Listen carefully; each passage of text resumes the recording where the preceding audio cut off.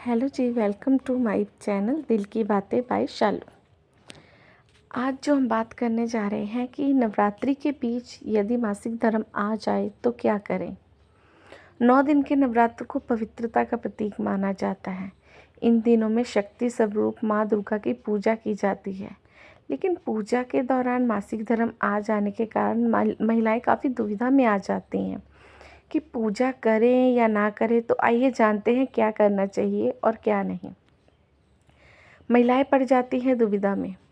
नवरात्र के 9 दिन सबसे शुद्ध और पवित्र माने जाते हैं और शक्ति स्वरूपा माँ की आराधना के चलते यह पर्व महिलाओं के लिए बहुत ही महत्वपूर्ण होता है।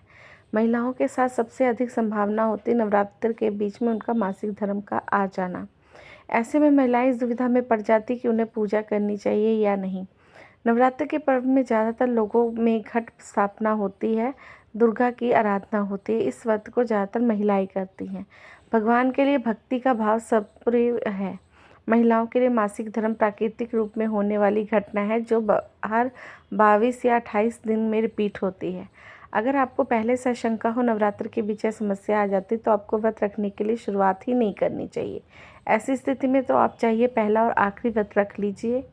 भूख ना लगना, कब्ज जैसी भी समस्याएं हो सकती है, ऐसे में आपको व्रत नहीं रखने चाहिए।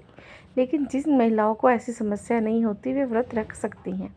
इस दौरान आपको माता की प्रतिमा को स्पर्श नहीं करना चाहिए और ना ही पूजा की सामग्री छूनी चाहिए। आप सच्चे भाव से व्रत कर सकती हैं, फलाहार भी कर सकती है।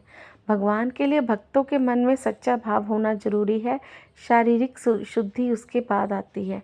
व्रत के साथ कर सकती हैं पाठ। जिन महिलाओं को मासिक धर्म की समस्या है वो व्रत करने के साथ दुर्गा सप्तशती का पाठ भी मन ही मन में कर सकती हैं। अगर आपको यह पाठ याद नहीं है तो मोबाइल इंटरनेट के माध्यम से आप पाठ कर सकती हैं।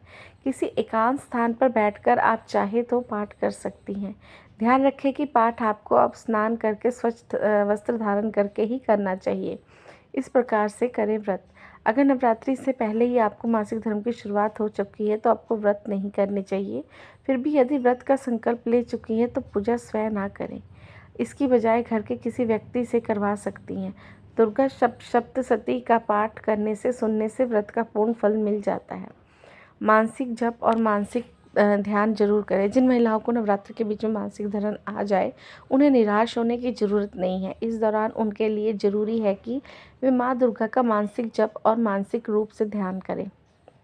ऐसा करने से आपको पूजा का पूरा फल मिलता है। माँ भगवती आपकी सारी मनोकामनाएं पूरी करती है।